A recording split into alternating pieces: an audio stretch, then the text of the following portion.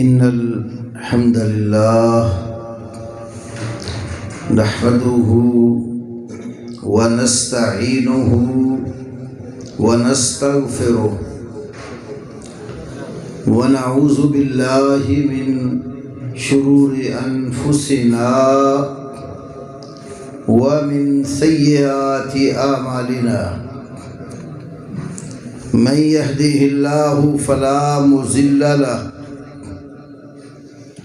ومن يضلل فلا هادي له وأشهد أن لا إله إلا الله وحده لا شريك له وأشهد أن محمدًا عبده ورسوله أما بعد فأعوذ بالله السميع العليم من الشيطان الرجيم من همزه ونفخه ونفسه بسم الله الرحمن الرحيم وما أرسلنا من قبلك من رسول إلا نوحي إليه لا إله إلا أنا فاعبدون رب اشرح لي صدري ويسر لي أمري واحلل عقدة من لساني يفقهوا قولي اللهم صل على محمد وعلى آل محمد كما صليت على إبراهيم وعلى آل إبراهيم إنك حميد مجيد اللهم بارك على محمد وعلى آل محمد كما باركت على إبراهيم وعلى آل إبراهيم إنك حميد مجيد قابل احترام علماء کرام، معززین علاقہ، نوجوان ساتھیوں، ہمارے جلسوں اور دروس کا مقصد دین اسلام کی تعلیم حاصل کرنا اور اپنی اور اپنے بھائیوں کی تربیت کرنا ہے۔ اس سے پہلے کہ جو آیت کریمہ میں نے آپ کے سامنے ذکر کی ہے اس کے بارے میں کچھ گزارشات پیش کروں۔ دو باتیں انتہائی ضروری سمجھتا ہوں کہنا۔ ہمارے ہاں ایک رواج بن گیا ہے القابات کا، یہ ہماری تربیت کا حصہ نہیں ہے۔ میں اپنے لیے بھی اور اپنے بھائیوں اور طلباء کے لیے بھی نصیحت کے طور پر یہ کلمات کہہ رہا ہوں۔ اپنے وقت کے بڑے عظیم محدث تھے شیخ البانی رحمہ اللہ۔ ایک جگہ وہ لیکچر اور محاضرہ دینے کے لیے گئے تو ان کے شاگرد نے ان کو بلاتے ہوئے کئی القابات ذکر کر دیے، تو انہوں نے اس موقع پر ایک حدیث بیان کی جو میری تربیت کے لیے بھی ضروری ہے اور آپ کے لیے بھی ضروری ہے، اور یہ 3 کتابوں کے مجموعے سے انہوں نے بیان کی۔ شعب الایمان بہقی سے اور فتح الباری سے ایک اور کتاب ہے، سیدنا ابو بکر صدیق رضی اللہ تعالی عنہ، جس امت کی سب سے زیادہ سچی ہستی ہے، جنہیں صدیق کا لقب زبان رسالت سے ملا۔ صدیق بہت زیادہ سچا، ان کے سامنے کسی نے ان کی تعریف کی تو انہوں نے ایک دعا مانگی، یہ دعا ہم سب کو یاد کرنی چاہیے اور اللہ سے مانگتے رہنا چاہیے۔ اللہم لا تؤاخذنی بما یقولون، اے میرے اللہ، میرے بھائی جو میرے بارے میں بات کہہ رہے ہیں نا، اس پر میری پکڑ نہ کرنا۔ وَاجْعَلْنِي خَيْرًا مِّمَّا يَظُنُّونَ، اور جو یہ میرے بارے میں گمان رکھتے ہیں مجھے ان کے گمان سے بہتر بنا دے۔ وَاغْفِرْ لِي لِمَا لَا يَعْلَمُونَ، میری جن باتوں کا ان کو علم نہیں ہے، کتنی کمزوریاں، نقائص، عیوب جن سے یہ لوگ ناواقف ہیں، اور مجھے پتہ ہے یا تو جانتا ہے۔ وَاغْفِرْ لِي لِمَا لَا يَعْلَمُونَ، جن باتوں کو یہ نہیں جانتے یا اللہ مجھے معاف کر دے۔ اور تیسری کتاب ادب المفرد ہے امام بخاری کی، الادب المفرد، شعب الایمان اور فتح الباری، 3 کتابوں کے مجموعے سے شیخ البانی نے یہ حدیث ذکر کی۔ تو اس سے میرے بھائیوں ہمارے لیے نصیحت ہے، کسی کے سامنے اس کے بارے میں جو آپ خیالات رکھتے ہیں تو مجمع میں خاص طور پہ اس کا اظہار نہ کیا کریں، کیونکہ اس کے بارے میں سخت وعیدیں ہیں۔ یہ میں نے صرف ایک حدیث نصیحت کے لیے عرض کی ہے۔ دوسری بات، ابھی میرے بڑے ہی واجب الاحترام بھائی اور ربانی صاحب کے چھوٹے بھائی، میرے بھی چھوٹے ہی بھائی ہیں، نظم پڑھ رہے تھے۔ تو یہ جو سلسلہ شروع ہو گیا ہے نا اٹھ کر پیسے پکڑانے کا، خدمت ضرور کریں، میں اس کا انکار نہیں کرتا، لیکن کسی معزز طریقے سے علیحدہ مل کر نظم پڑھ کے فارغ ہو جاتے ہیں، کوئی ایک جو انتظامیہ کا بندہ ہے خدمت کرے، ان کی اس کو دے۔ کسی دور میں کچھ سال پیچھے ہم یہ سمجھا کرتے تھے کہ جو ناچنے کودنے والے لوگ ہیں ان کے اوپر لوگ پیسے پھینکتے، اب یہ ہمارے اہل حدیثوں کے سٹیجوں کے اوپر یہ سلسلہ شروع ہو گیا ہے، صرف یہاں نہیں بہت جگہوں پر۔ تو میرے بھائیوں اس سے بھی اجتناب کرو۔ اہل حدیث کا جو سٹیج ہوتا ہے وہ بڑا ذمہ دارانہ سٹیج ہے۔ آپ نے ربانی صاحب کی مجھ سے پہلے پنجابی زبان میں بڑی فصیح و بلیغ دعوت اور حکمت سے بھری تبلیغ سنی کہ ہمارے لیے رسول اللہ صلی اللہ علیہ وسلم نمونہ ہے، رسول اللہ سے بڑھ کر کوئی ہستی ہمارے لیے آئیڈیل اور اسوہ حسنہ نہیں ہے۔ تو نبی پاک جب دعوت دیتے تھے یا آپ سے تربیت یافتہ کامیاب لوگ، صحابہ کرام کی دعوت کا جو طریقہ کار ہوتا تھا اس میں ایسی کوئی چیز ہمیں نہیں ملتی۔ اب آپ لوگ تو یہ عمل کر کے چپ کر کے بیٹھ جائیں گے، یہ مسئلہ مجھ جیسے لوگوں کو بنتا ہے۔ جب مناظرے کا میدان گرم ہوتا ہے نا تو مخالفین کہتے ہیں، آپ ہمیں کہتے ہیں کہ تم بدعت کرتے ہو، رسمیں کرتے ہو، رواج کرتے ہو، یہ کام جو آپ نے شروع کر لیا یہ کس حدیث میں لکھا ہوا؟ تو آپ تو چپ کر کے گھر میں بیٹھے ہوں گے، پھر پکڑ کے لیں گے حضرت صاحب آ جائیں، مناظرہ ہے۔ بھئی مناظرہ ہے تو مناظرے میں دلیل کہاں سے لاؤں؟ میں نے کئی جگہوں پر دیکھا ہے، ہمارے عام پنجابی خطیب بھی بعض اوقات جماعت کا جو نقطہ نظر ہے اس کا بیڑا غرق کر دیتے ہیں، اور مخالفوں کو بات کا موقع مل جاتا ہے، وہ تو فیس بھاری لے کے کچھ سنو کے چلے جاتے ہیں، اور مجھ جیسے بیچارے کمزور مدرس پھر وہ میدان میں خم ٹھونکنے کے لیے بلا لیتے ہو۔ تو اس لیے میرے بھائیوں یہ جو جلسے ہوتے ہیں نا نصیحت کے لیے ہوتے ہیں، مزہ لینے کے لیے نہیں ہوتے۔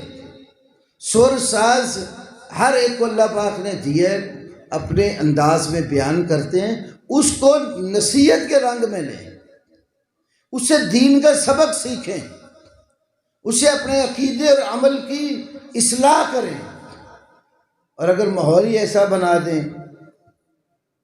کہ ہنس ہنسا کے اور رلا پٹا کے بھیجتے ہیں، تو وہ محرم کی مجلسوں کا اور باقی جو جلسوں کا، اس میں ہمارا اور ان کا فرق کیا رہ جاتا ہے؟ ہمیشہ دلائل سے بھرپور سنجیدہ بیان ہونا چاہیے، اور آپ کو دھیان سے سن کر یاد بھی کرنا چاہیے اور اصلاح کرنی چاہیے۔ اب میں اس آیت کریمہ کی طرف آتا ہوں جو میں نے پڑھی۔ سورۃ انبیاء میں اللہ پاک نے فرمایا کہ جو بھی رسول ہم نے بھیجے ہیں، ہم نے ان کی طرف وحی کی ہے۔ کیا وحی کی ہے؟ کہ اللہ کے سوا کوئی الہ نہیں ہے۔ اللہ کہتا ہے لا الہ الا انا، میرے سوا کوئی الہ نہیں ہے۔ فاعبدونی، پس تم میری عبادت کرو۔ یہی بات ہم جسے کلمہ طیبہ کہتے ہیں اس کے پہلے حصے میں ہے، لا الہ الا اللہ، لا الہ الا اللہ، اللہ کے سوا کوئی معبود برحق نہیں ہے، کوئی بندگی کے لائق نہیں ہے۔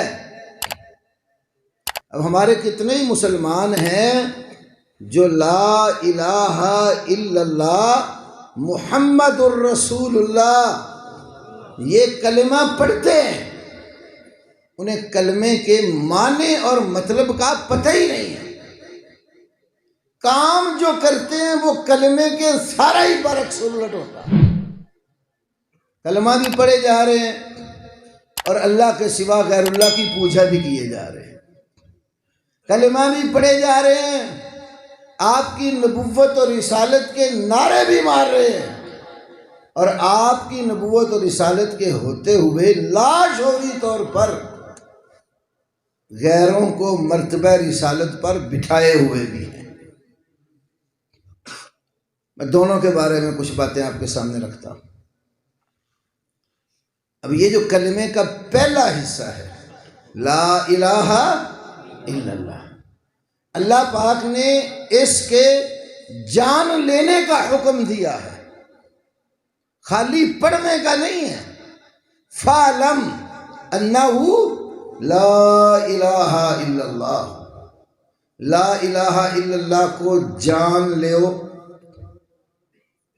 ہمارے ہاں قرآن کے بعد سب سے زیادہ معتبر جو کتاب حدیثوں میں سے سمجھی جاتی ہے وہ امام بخاری کی مرتب کردہ صحیح بخاری ہے۔ صحیح بخاری میں کتاب العلم کے اندر امام بخاری نے اس کے اوپر جو باب باندھا ہے وہ یہ ہے العلم قبل القول والعمل، العلم قبل القول والعمل، بات کہنے سے پہلے اور عمل کرنے سے پہلے اس چیز کا علم ہونا ضروری ہے۔ آپ اپنی زبان سے جو کلمہ نکالتے ہیں، جو بولتے ہیں، یا اپنے اعضاء اور وجود کے ساتھ جو عمل کرتے ہیں، تو آپ کو عمل کرنے سے پہلے اس عمل کا پتہ ہونا چاہیے۔ جو بات کہہ رہے ہو اس بات کو آپ اچھی طرح جانتے ہو، لا علمی اور جہالت میں بات نہ کریں، ایسا عمل نہ کریں جس کے طریقہ کار کا آپ کو پتہ ہی نہیں ہے۔ عمل سے پہلے سیکھو اس کو، بات کرنے سے پہلے اس چیز کی حقیقت کو جان لو۔ یہ باب باندھا اس آیت پر، فَاعْلَمْ أَنَّهُ لا الہ الا اللہ۔ امام بخاری نے یہ سمجھایا کہ اللہ نے لا الہ الا اللہ سے پہلے حکم دیا ہے فَاعْلَمْ، تو اس کلمے کو جان لے۔ صحیح مسلم کتاب الایمان اور امام احمد ابن حنبل کی مسند احمد میں خلیفہ ثالث داماد رسول سیدنا عثمان غنی رضی اللہ تعالی عنہ کی حدیث ہے، کہتے میں نے رسول پاک صلی اللہ علیہ وسلم کو فرماتے ہوئے سنا، آپ نے کہا من مات وہو یعلم لا الہ الا اللہ دخل الجنہ۔ من مات، جو شخص مر گیا، وہو یعلم لا الہ الا اللہ، اس حال میں کہ وہ لا الہ الا اللہ کو جانتا تھا، لا الہ الا اللہ کو جانتے ہوئے جو مر گیا، دخل الجنہ، وہ بندہ جنت میں داخل ہوگا۔ تو معلوم ہوا کہ لا الہ الا اللہ کو جاننا ضروری ہے۔ چلو ایک اور انداز سے اس کو سمجھو۔ عرف عام میں ہمارے کچھ لوگوں نے بعض کلمات کے نام رکھ دیے، یہ پہلا ہے، یہ دوسرا ہے، یہ تیسرا ہے، یہ چوتھا ہے، یہ پانچواں، یہ چھٹا ہے، 6 کلمے بنائے ہوئے ہیں۔ اب جو جس کو دوسرا کلمہ کہا جاتا ہے اس میں ہے نا اشہد اللہ الہ الا اللہ وحدہ لا شریک لہ واشہد ان محمدً عبدہ ورسولہ۔ کیا مطلب؟ میں گواہی دیتا ہوں، میں گواہی دیتا ہوں کہ اللہ کے سوا کوئی الہ اور معبود نہیں ہے، وہ اکیلا ہے، اس کا کوئی شریک، حصے دار، پارٹنر، ساتھی قطعاً نہیں ہے۔ اور یہ بھی گواہی دیتا ہوں کہ محمد صلی اللہ علیہ وسلم اللہ کے بندے اور رسول ہیں، گواہی دیتا ہوں۔ لفظ کیا شروع میں؟ اشہد، کیا معنی ہے؟ میں گواہی دیتا ہوں۔ اچھا، جب کسی مسئلے میں کوئی گواہ گواہی پیش کرے تو کیا اس کی گواہی آنکھیں بند کر کے قبول کر لی جاتی ہے؟ عدالت میں کیس لگ گیا، ایک فریق اٹھا دوسرے کے خلاف قاضی اور جج کے پاس کیس دائر کر دیا، دعویٰ کر دیا جی اس نے میرے ساتھ ظلم کیا، زیادتی کی، یا میری زمین پہ قبضہ جما لیا، اور دوسرا عدالت میں مدعا علیہ جس کے خلاف دعویٰ کیا۔ جج جب کیس کی سماعت کرے گا تو مدعی کا دعویٰ سن کر ہی فیصلہ کر دیتا ہے۔ کیا خیال ہے؟ کیا مانگے گا مدعی سے؟ اپنے دعوے پر شہادتیں پیش کرو، اپنے دعوے کو سچا ثابت کرنے کے لیے گواہیاں پیش کرو۔ اچھا، جب گواہ گواہی دیں گے تو جج بھی آنکھیں بند کر کے گواہی مان لیتا ہے یا گواہی کو پرکھتا بھی ہے؟ اور اگر وہ گواہی میں جھوٹے ثابت ہو جائیں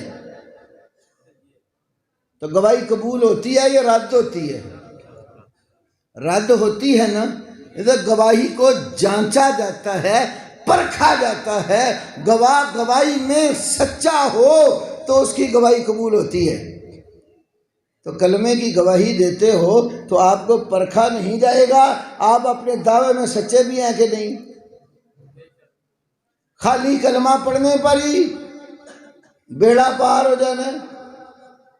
کلمہ بھی پڑھے جاؤ، غیر اللہ کو سجدے بھی کیے جاؤ، کلمہ بھی پڑھے جاؤ، تم نظر و نیاز بھی غیر اللہ کی دیتے جاؤ، کلمہ بھی پڑھتے جاؤ، چڑھاوے بھی غیروں کے نام کے چڑھاتے جاؤ، جانور بھی ذبیحے کرتے چلے جاؤ، کلمہ بھی پڑھتے جاؤ، اللہ کے سوا دنیا کے لوگوں کو مشکل کشا، حاجت روا، روزی رساں، اولاد دینے والا بھی سمجھتے چلے جاؤ تو کلمے کو نہیں پرکھا جائے گا آپ کے۔ ایک مثال دیتا، امام ابن کثیر نے تفسیر میں بنی اسرائیل کی ایک روایت درج کی ہے۔ اسرائیلی روایات اگر ہماری شرع کے متضاد نہ ہوں ان کو بیان کیا جا سکتا ہے، متضاد ہوں تو رد ہوتی ہیں، قبول نہیں کی جاتی۔ اور ایک حدیث میں آپ نے فرمایا کہ حدثوا عن بنی اسرائیل ولا حرج، اور ایک میں ہے لا تکذبوہ ولا تصدقوہ، بنی اسرائیل سے روایت بیان کرو، حرج نہیں ہے، ان کی نہ تصدیق کرو نہ تکذیب کرو۔ وہ روایت ابن کثیر یہ لائے کہ سلیمان اور داؤد علیہ السلام کے دور میں 4 بدماش قسم کے آدمی تھے۔ ایک نیک سیرت پاک دامن عورت کی عزت کو لوٹنا چاہا، وہ عورت ان کے ظلم سے بچ گئی۔ اب انہوں نے پلان بنایا کہ اس عورت کے خلاف سلیمان علیہ السلام کی کورٹ میں کیس کر دیا جائے۔ آپس میں بیٹھ کر ایک کہانی بنائی۔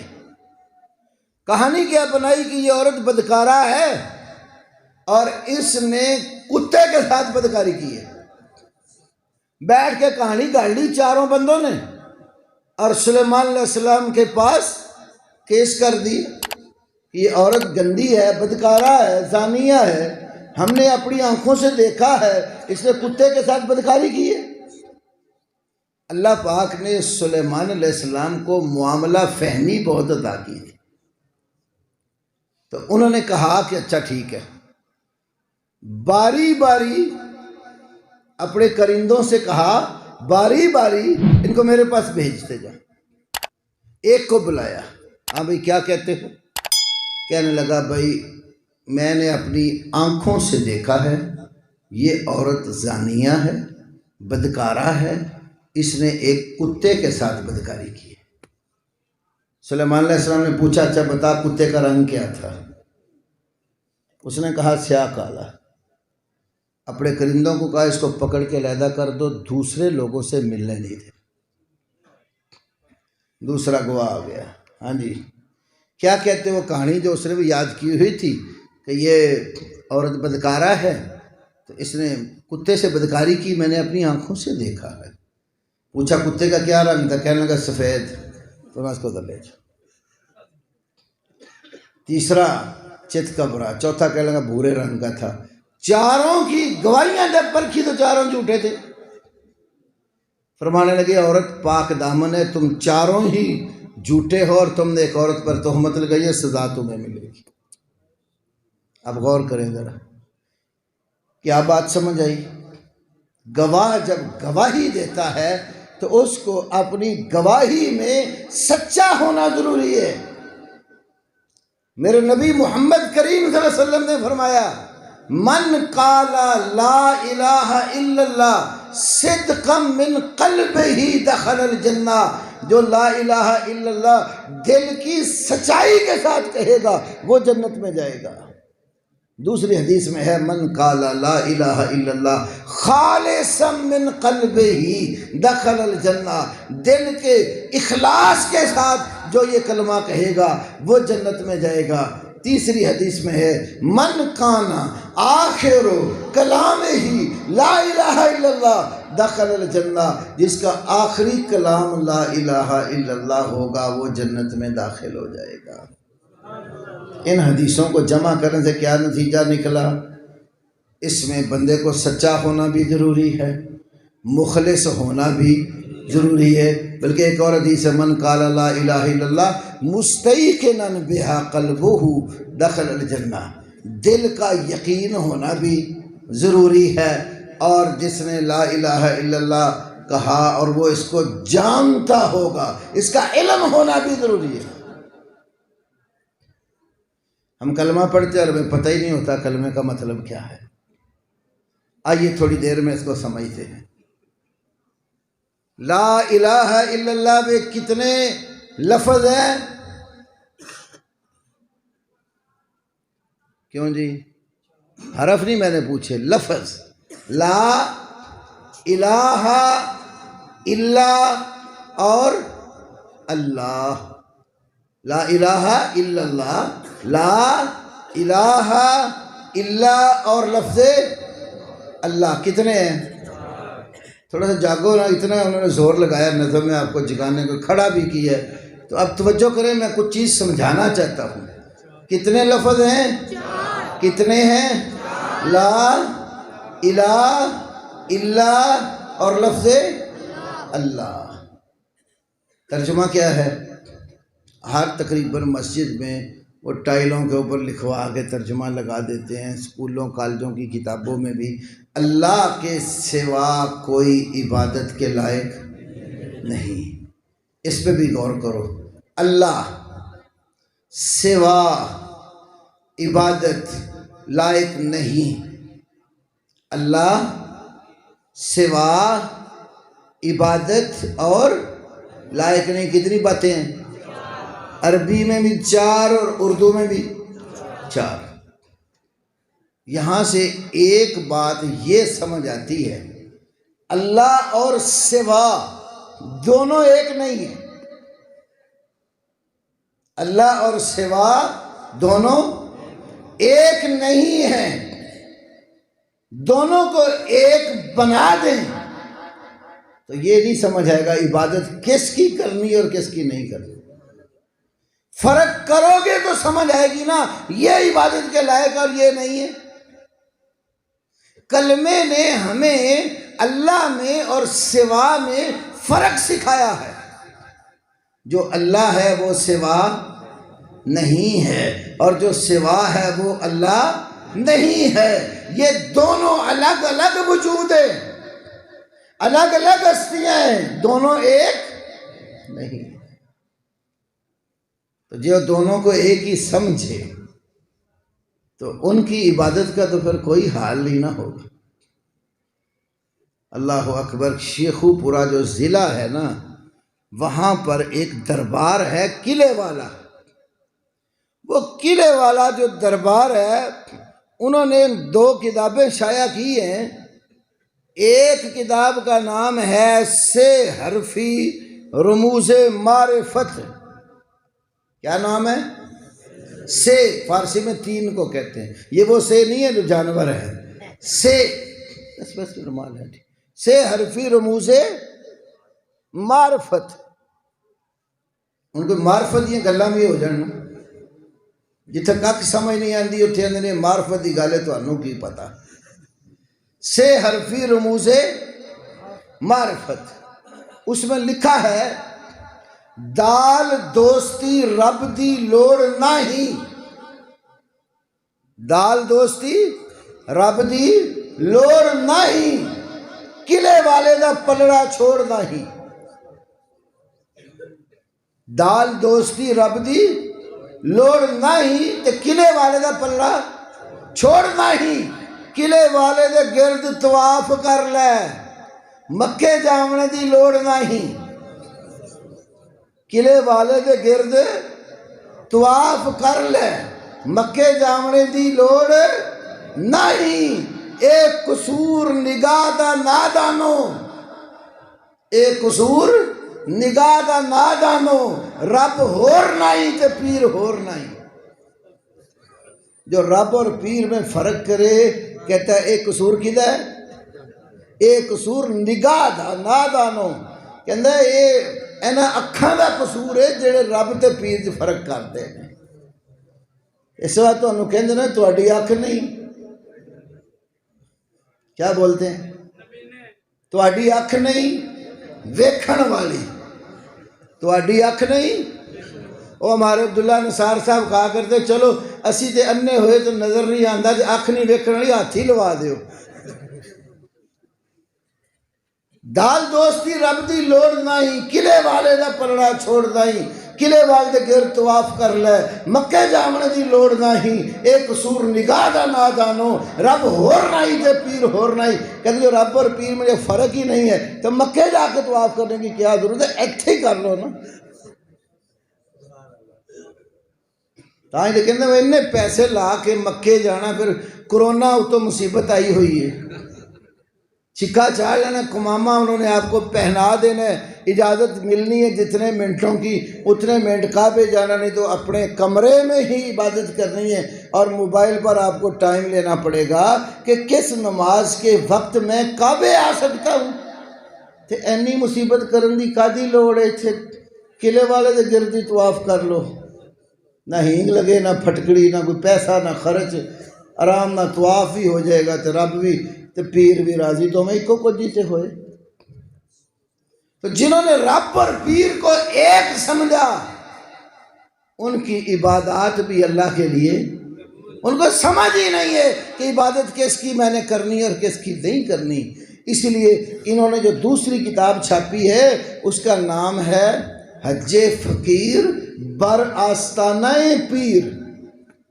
حج فقیر بر آستانہ پیر، کہ فقیر کا حج پیر کے آستانے پر ہو جاتا ہے۔ چاچڑ وانگ مدینہ جاتم تے کوٹ مٹھن بیت اللہ، چاچڑ وانگ مدینہ جاتم تے کوٹ مٹھن بیت اللہ، رنگ بنا برنگی آیا ظاہر دے وچ پیر فریدن باطن دے وچ اللہ۔ وہ کہتے ہیں وہ ظاہراً شکل میں آپ کو پیر فرید لگتا ہے، اندر اللہ ہے، اس لیے یہاں ہی آپ کا حج ہو جائے گا۔ اور جو ہمارے ایک اور گروہ ہے وہ بڑے توحید کا نام لیتے ہیں، جب وہ آتے ہیں نا بستر لے کر، ایک بندہ کھڑا ہو جاتا ہے، بیان ہو رہا ہے اللہ سے سب کچھ ہونے کا یقین پیدا ہو جائے، مخلوق سے کچھ نہ ہونے کا یقین دل میں آ جائے، رسول اللہ کے طریقوں میں کامیابی کا یقین پیدا ہو جائے اور غیر کے طریقے میں ناکامی کا یقین ہو جائے۔ بات یہ دعویٰ بڑا کھرا ہے، عمل سارا اس کے الٹ ہے۔ اللہ سے سب کچھ ہونے کا یقین، مخلوق سے کچھ نہ ہونے کا یقین، اس طرح کے واقعات وہ بھی سکھاتے ہیں۔ ایسے نظریات ان کے بزرگوں میں بھی ہیں، اور رسول اللہ کے طریقے میں کامیابی، غیر کے طریقے میں ناکامی، دعویٰ یہ سکھانے بیٹھ جائیں گے نماز کے اتنے فرائض ہیں، اتنے واجبات ہیں، اتنے مستحبات ہیں، اتنے مکروہات ہیں، اتنے مفسدات ہیں، یہ نبی پاک کے ہیں سارے۔ تو وہ بھی بالکل اسی طرح ہی، جس طرح یہاں تصوف کے 4 سلسلے ہیں، چشتی، قادری، نقشبندی، سہروردی، ان کے ہاں بھی یہی ہے۔ یہ جو مولانا یوسف تھا فوت ہو گیا نا لدھیانوی، انہوں نے کتاب لکھی اختلاف امت اور صراط مستقیم، اس میں وہ کہتے ہیں کہ دیوبندی بھی حنفی ہیں اور بریلوی بھی حنفی ہیں، دیوبندی بھی حنفی اور بریلوی بھی حنفی ہیں۔ پھر کہتے ہیں دیوبندی بھی تصوف کے 4 سلسلے مانتے ہیں، چشتی، قادری، نقشبندی، سہروردی، بریلوی بھی 4 مانتے ہیں، دیوبندی بھی 4 اماموں والے ہیں، بریلوی بھی 4 اماموں والے ہیں، اور مجھے ان دونوں کے درمیان کوئی بنیادی فرق کی وجہ سمجھ نہیں آتی۔ کیا مطلب ہوا؟ دونوں ایک ہی، اور دونوں کے مشترکہ پیر تھے حاجی امداد اللہ مہاجر مکی، دونوں ان کو پیر مانتے ہیں۔ تو اس کے ملفوظات پر مشتمل مولانا اشرف علی تھانوی صاحب نے کتاب لکھی ہے امداد المشتاق۔ کیا نام ہے؟ امداد المشتاق۔ انہوں نے کیا لکھا؟ آپ دیہاتوں کے لوگ ہیں، تخم کو سمجھتے ہیں کیا ہوتا ہے؟ تخم کوئی نہیں پتا، نمی پودے انہوں نے نہیں پتا، بابیاں نو پوچھ لو، بیج کو کہتے ہیں بندے دا بی بن، کی مطلب؟ تخم، بیج، ایک وقت ہوتا ہے یہ تخم اور بیج آپ کو سامنے نظر آتا ہے، پھر کیا کرتے ہو؟ زمین میں ہل چلایا، زمین نرم کی، اور وہ بیج پھر زمین میں ڈال دیا۔ جو پہلے آپ کو نظر آ رہا تھا، جب ہل چلا کر اس میں آپ نے ڈالا، اوپر سہاگا مار دیا، اب وہ نظر آتا ہے؟ چھپ گیا۔ پہلے ظاہر تھا، اب باطن میں چلا گیا۔ جب وہ پردہ باطن میں چلا گیا، کچھ وقت گزرنے پر اس بیج کے اندر سے چھوٹا سا پودا، ہلکی سی سوئی ہے، لپٹے ہوئے اس پر پتے کومپل، وہ نکلتی ہے۔ پھر آہستہ آہستہ اس کے اندر توانائی اور قوت آتی ہے۔ وہ چھوٹی سی جو شاخ تھی وہ مضبوط ایک سوئی کی صورت آہستہ آہستہ تنا بن جاتی ہے۔ تنے کے اوپر شاخیں لگتی ہیں، شاخوں کے اوپر پتے لگتے ہیں، پتوں کے بعد پھول لگتے ہیں، اور پھول کے بعد پھل لگتا ہے۔ پھل جب پک کر تیار ہوتا ہے، اب اس کو چیرتے اور کھولتے ہیں، اندر وہی بیج ہوتا ہے۔ سبحان اللہ۔ اگلی گل وہ سبحان اللہ نہیں، یہ گل تو انہوں سمجھ نہیں آئی شاید، سکی سبحان اللہ کہ میں سمجھان واسطے بیٹھا۔ بس بس بس، اب میری تقریر میں بغیر نعروں کے سنے ہیں، نعروں والے بھی آ رہے ہیں بعد میں، انہوں نے آپ کو گرمانا ہے تو میں نے سمجھانا ہے۔ بات سمجھو، اب وہ جو بیج جب ظاہر تھا، یہ پورا درخت جو اگا،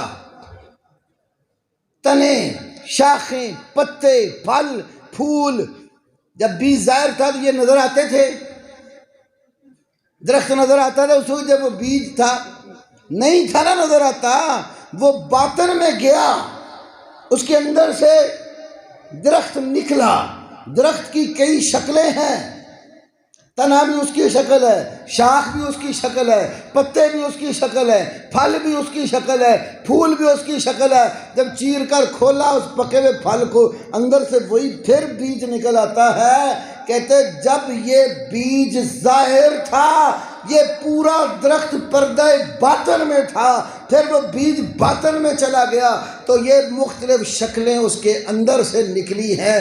تو کہتے ایسے ہی اللہ پوری کائنات جب نہ تھی، ظاہر تھا، پھر وہ اپنے آپ کو باطن میں لے گیا، جیسے بیج کے اندر سے یہ پودا نکل کر اتنا بڑا درخت اور کئی صورتوں میں وہ دنیا میں نکل آیا ہے، تو اللہ نے اپنے آپ کو چھپا لیا اور اندر سے یہ ساری کائنات نکالی ہے۔ یہ انسان بھی اسی کی شکل ہے، جن بھی اسی کی شکل ہے، پرندے بھی اسی کی شکل ہے، درندے بھی اسی کی شکل ہے، یہ پھل پھول رنگ و بو، پوری کائنات ایک ہی وجود کی مختلف شکلیں ہیں۔ کندے ماشاءاللہ، اجے بھی سمجھ نہیں آئی میں کیا میرا پتر گل سمجھ۔ ان کا کہنے کا مطلب ہے کہ اللہ ہی کی ساری شکلیں ہیں، الگ کوئی نہیں ہے۔ تو بھی اللہ ہے، وہ بھی اللہ ہے، جن بھی اللہ ہے، فرشتے بھی اللہ ہیں۔ جیسے بیج کی یہ ساری مختلف رنگ اور شکلیں ہیں، تو ساری کائنات اللہ ہی اللہ ہے، ایک اللہ ہی کی شکلیں، الگ تصور ہی کوئی نہیں ہے۔ تو کلمہ یہ سبق دیتا ہے۔ کلمہ کہتے ہیں اللہ الگ ہستی ہے اور سوا الگ ہستی ہے، لا الہ الا اللہ۔ کلمے نے پہلے ما سوا اللہ کی نفی کی ہے، اللہ کے سوا کوئی الہ نہیں ہے، نہیں کے لیے لا پہلے ذکر کیا ہے۔ اس لیے بات سمجھنی ہے کہ سوا اور اللہ دونوں ایک نہیں ہیں، دو الگ الگ ہستیاں ہیں۔ جب فرق کر لو گے پھر اگلا نقطہ آئے گا، عبادت ہم نے اللہ کی کرنی ہے، ما سوا اللہ کی نہیں کرنی۔ تو کائنات کو خدا نہ بناؤ۔ لوگوں نے تو بتوں کو بنایا نا، تو کئی لوگوں نے مولویوں کو خدا بنایا، پیروں کو خدا بنایا۔ قرآن سے پوچھو، ہمیں کہتے ہیں یہ آیتیں پڑھتے ہیں بتوں والی، اور جو بتوں کے متعلق ہے وہ ولیوں پر فٹ کرتے ہیں۔ میں قرآن کی آیتیں کچھ سناتا ہوں آپ کو، غور کریں ذرا۔ قرآن پاک نے ما سوا کے لیے کلمے میں تو لفظ ہے اللہ، اور قرآن کی اصطلاح میں من دون اللہ، من دون اللہ، اللہ کے علاوہ، اللہ کے سوا۔ من دون اللہ میں ساری کائنات آتی ہے، جن بھی من دون اللہ ہیں، نبی بھی من دون اللہ ہیں، ولی بھی من دون اللہ ہیں، فرشتے بھی من دون اللہ ہیں، شیاطین بھی من دون اللہ ہیں۔ یہ الگ بات ہے، ان کا آپس میں رتبہ اور مقام ایک جیسا نہیں ہے۔ اب جو نبیوں کا مقام ہے وہ عام بندوں کی طرح تو نہیں ہے، مقام اپنی جگہ پر اپنا اپنے، لیکن سارے اللہ نہیں ہیں، اللہ کے علاوہ ہیں۔ نہ کوئی اللہ کے برابر ہے، نہ کوئی اللہ سے اونچا ہے، سب من دون اللہ، اللہ سے نیچے ہیں۔ من دون اللہ کا ایک معنی مرتبے اور رتبے میں اللہ سے کم، نیچے۔ عربی زبان کی اب کوئی طالب علم ڈکشنری نکال کر دیکھو، یہ عام اردو والی ہی مصباح اللغات وغیرہ منجد جو اردو میں ایسی ڈکشنریاں بھی آپ دیکھ سکتے ہیں، ایک بندے کا رتبہ نیچے ہے، ایک کا اوپر ہے۔ مثال کے طور پہ علماء اوپر بیٹھے ہیں اور عوام، اب یہ بتانا کہ یہ بندہ حضرت صاحب سے رتبے میں نیچے ہے تو عربی میں کہیں گے ہوا دونہ، ہوا دونہ، وہ مرتبے سے اس سے کم ہے، نیچے ہے۔ تو من دون اللہ کا معنی جو اللہ سے رتبے میں نیچے، اللہ کے برابر بھی کوئی نہیں ہے، اونچا ہونا تو دور کی بات ہے۔ وَلَمْ يَكُنْ لَهُ كُفُوًا أَحَدٌ، کوئی ایک فرد بھی اللہ کے برابر کا، جوڑ کا، پائے کا ہم سر نہیں ہے۔ من دون اللہ، سب اللہ سے نیچے ہے۔ چلو آئیے اب دیکھتے ہیں، من دون اللہ میں پتھر ہی آتے ہیں، درخت ہی آتے ہیں، بودی آتے ہیں، مولوی بھی آتے ہیں۔ سورہ توبہ یہ توبہ کروا دیتی ہے اگر غور کریں تو۔ سورہ توبہ، اتخذوا احبارہم ورہبانہم اربابا من دون اللہ، اتخذوا احبارہم ورہبانہم اربابا من دون اللہ۔ احبار مولوی، رہبان پیر، ترجمہ میرا نہیں ہے، یہ بریلوی عالم علامہ غلام رسول سعیدی قریب دور میں فوت ہوئے ہیں، قرآن کی تفسیر لکھی تبیان القرآن جو 12 جلدوں میں چھپی ہے۔ یہ جو مفتی منیب صاحب جانتے ہیں نا ان کو، انہیں تو جب چند ویکھنا ہو تو پتہ لگ جاتا نا مفتی صاحب آ گئے، رویت حلال کمیٹی والے۔ مفتی منیب الرحمان صاحب کے مدرسے جامعہ نعیمیہ کراچی نمبر 38 کے اندر شیخ الحدیث تھے۔ تفسیر لکھی تبیان القرآن، ترجمہ لکھا ہے اس آیت کا۔ انہوں نے خدا کے سوا مولویوں اور پیروں کو رب بنا لیا، مولویوں اور پیروں کو۔ عیسائیوں کے حساب سے ترجمہ کریں تو پادری کو، پیر پادری دونوں کو پے ہی لگتی ہے نا، پیر کو بھی پے لگتی، پادری کو بھی۔ تو راہب، خوف رکھنے والے، ڈرنے والے، ان کے ہاں ان کو پادری کہتے ہیں، اور مسلمانوں کے ہاں پیر صاحب۔ احبار، حبر کی جمع مولوی، تو مولوی بھی قرآن نے کہا من دون اللہ، اور پیر بھی من دون اللہ۔ اتخذوا احبارہم ورہبانہم اربابا من دون اللہ۔ تو کیا مولوی کسی بت کا نام ہے؟ پیر صاحب کسی لکڑی کے تراشے ہوئے صنم کا نام ہے؟ تو یہ بھی من دون اللہ ہیں۔ آئیے ایک اور آیت پڑھتے ہیں۔ اللہ سورۃ آل عمران میں فرماتے ہیں ما کان لبشر ان یؤتیہ اللہ الکتاب والحکم والنبوۃ ثم یقول للناس کونوا عبادا لی من دون اللہ۔ ما کان لبشر، کسی بشر کے لیے جائز نہیں ہے۔ رکے جنہیں مرضی کر لو، ٹائم جنہ دیں گے انشاءاللہ جواب دے کے جاؤں گا۔ میرے تو واقف نے اگے سرگودے والے، کوئی زمانہ سی مولویاں کھلون نہیں سی دیں، بس 2-3 ہی پروگرام کیتے سی سوں گے، ربانی صاحب کے پنڈ کہڑا سی چک 113 چک میں 2 گھنٹے میں نے ان کے سوالوں کے جواب دیے. پھر میں بیٹھا ہوا تھا, ربانی صاحب نے اعلان کیا کوئی اور سوال ہے جیسے کر لو. 15 منٹ تقریباً میں اسٹیج پہ بیٹھا رہا, کوئی سرکا نہیں ہے. پھر ہم نے کہا اپنے مولوی کو بٹھاؤ اسٹیج پر, ہم سوال بھیجتے ہیں جواب دے.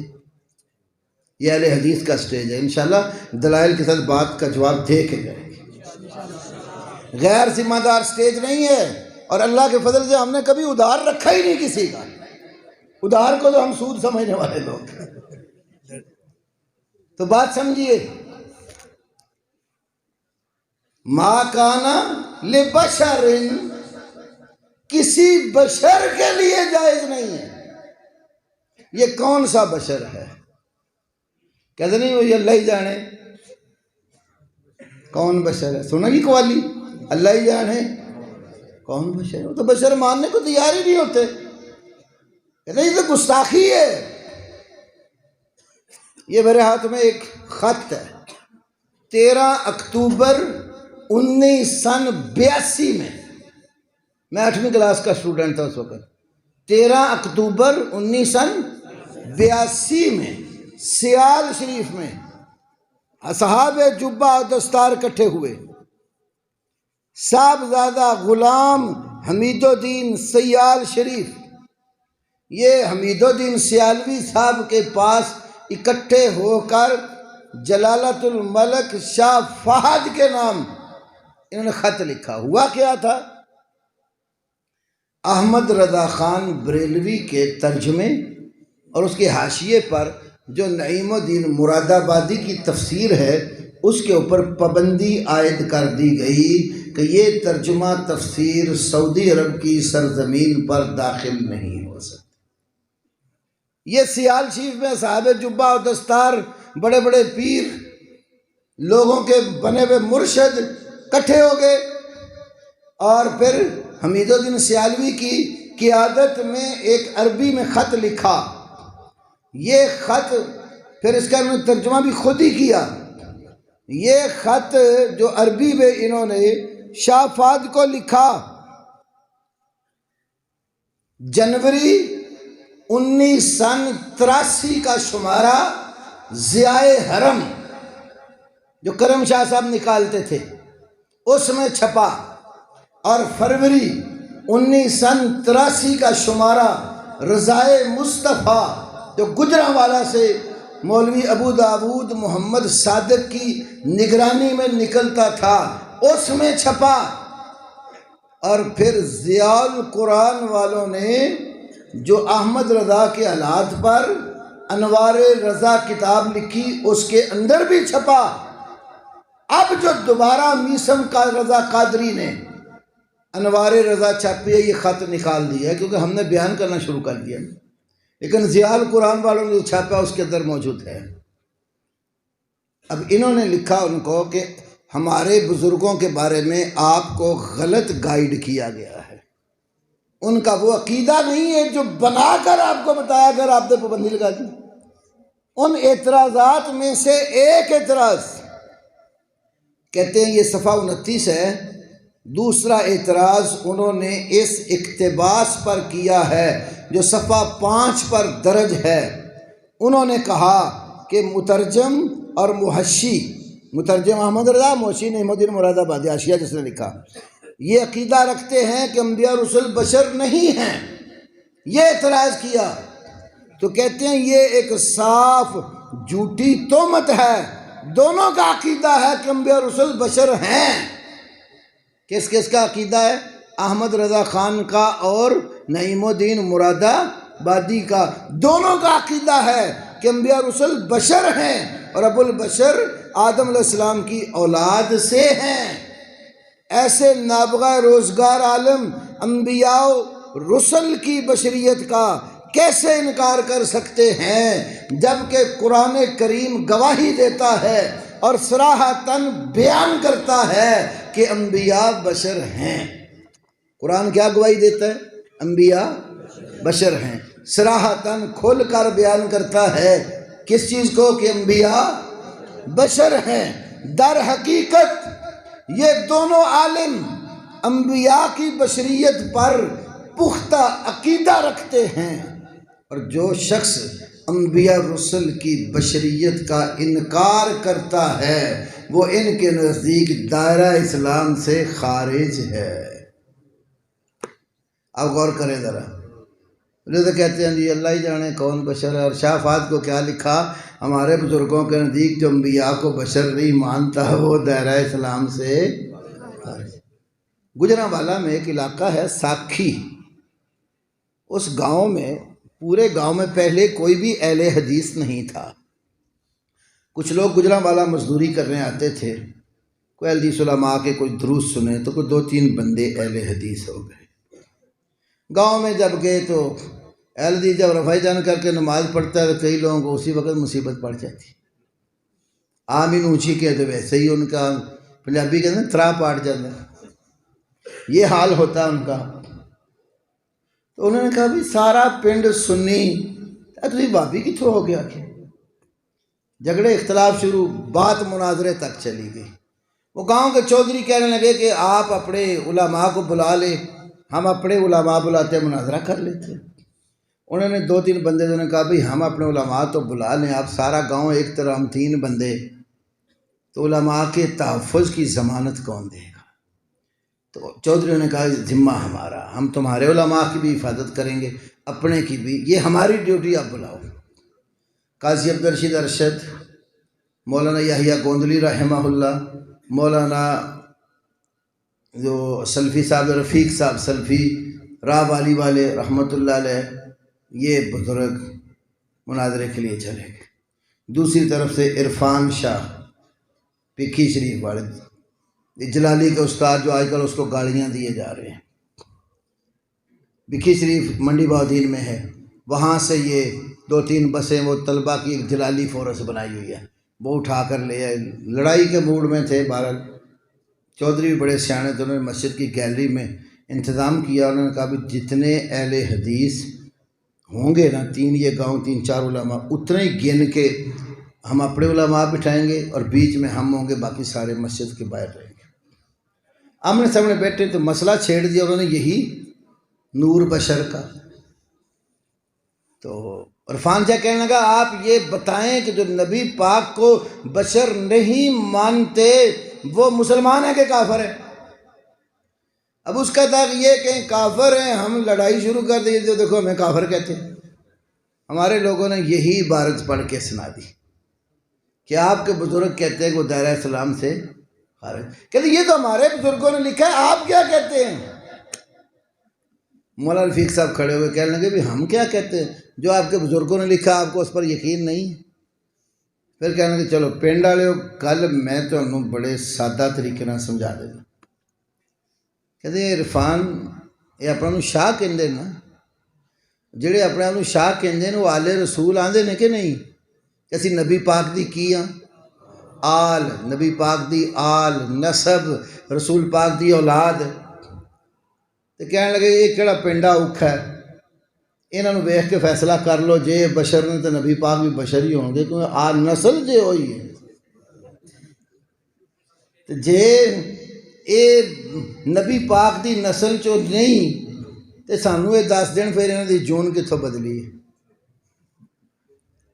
سادہ جی بات ہے نا، سمجھنے کے لیے تو مشکل ہی نہیں ہے۔ جو بندہ کہ میں نبی کی اولاد ہوں، رسول پاک کے خاندان سے ہوں، جو پیر مولوی دعویٰ کرے میں آل رسول ہوں، تو اس کو دیکھ کے فیصلہ نہیں ہو سکتا کہ جب تم اسی نسل سے ہو تو اگر تم بشر ہو تو وہ بھی بشر ہیں، اور اگر تم بشر نہیں ہو تو مان لیتے ہیں وہ بھی نہیں ہیں۔ پہلے اپنا تو فیصلہ کرو نا، تم کیا ہو۔